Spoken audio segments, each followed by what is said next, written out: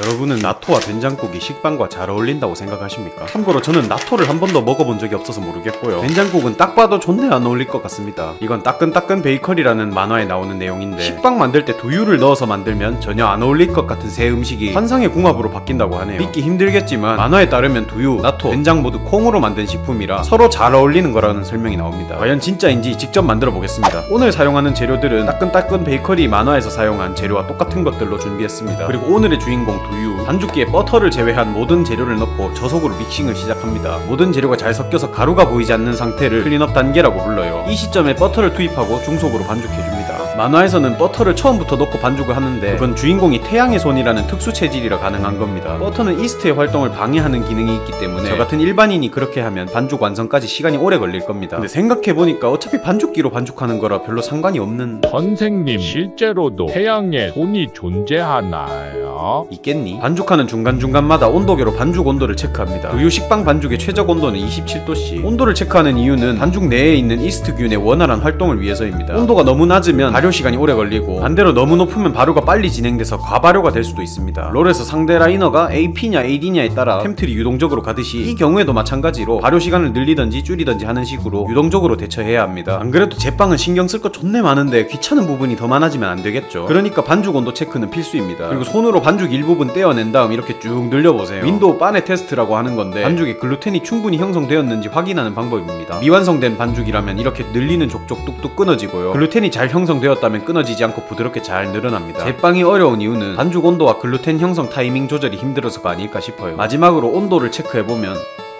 완벽하죠. 반죽을 둥글려서 모양을 가지런히 정돈시키고 믹싱볼로 옮겨 담습니다. 따뜻하고 습한 곳에서 반죽이 2배 이상 부풀 때까지 1차 발효를 시켜줍니다. 집에 발효기가 있다면 온도는 30도씨, 습도는 75% 정도로 맞춰서 발효 진행하시면 되고요. 발효기가 없는 분들은 전자레인지에 물그릇 넣고 2분 30초 정도 돌려주세요. 그럼 이렇게 따뜻하고 습한 환경이 만들어지니까 여기다 발효 진행하시면 됩니다. 발효 끝난 빵 반죽입니다. 발효가 잘 됐는지 확인하는 방법에 대해 알려드릴게요. 빵 반죽에 손가락을 한번 찔러 넣어보세요. 반죽이 쑥 잘 들어가고 모양에 변화가 없죠. 발효가 덜 된 상태라면 구멍이 금세 좁아집니다. 이 테스트법은 손가락지, 총자를 사용하고, 일본에서는 지건이라고 불러, 농담이고 그냥 핑거 테스트라는 단순 명료한 이름을 가지고 있습니다. 반죽을 작업 테이블로 옮기고 250g씩 분할해줍니다. 분할된 반죽은 둥글려서 예쁘게 모양을 정돈한 다음 20분 정도 중간 발효를 합니다. 이때 비닐 같은 걸로 덮어서 반죽 표면이 건조해지는 걸 막아주세요. 중간 발효가 끝난 반죽을 가져와서 밀대로 쭉쭉 밀어줍니다. 균일한 두께로 밀어줘야 합니다. 반죽 가장자리를 손바닥으로 탁탁 쳐서 모여있는 가스를 터뜨려주시고, 뒤집어서 깔끔한 면이 아래로 가도록 해줍니다.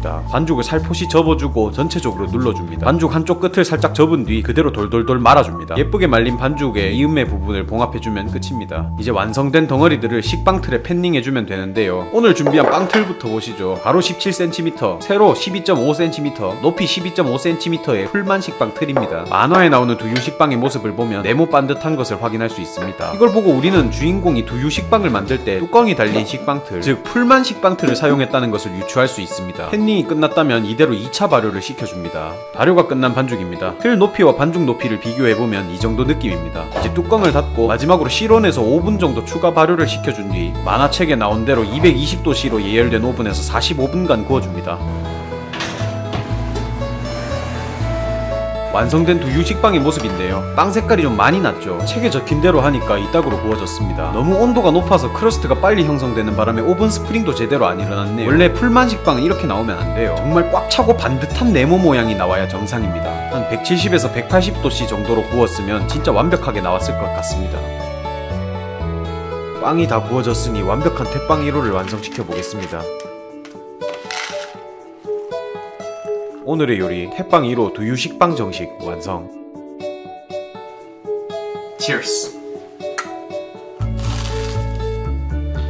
빵에서 두유 향이 은은하게 나서 굉장히 고소한 맛이 더해지긴 했는데, 그렇다고 나토랑 미소 된장이랑 잘 어울리는 것 같진 않습니다. 아무래도 영감님 갈 때가 돼서 그런지 미각에 좀 문제가 생기신 건 아닌가, 뭐 그런 걱정도 되고요.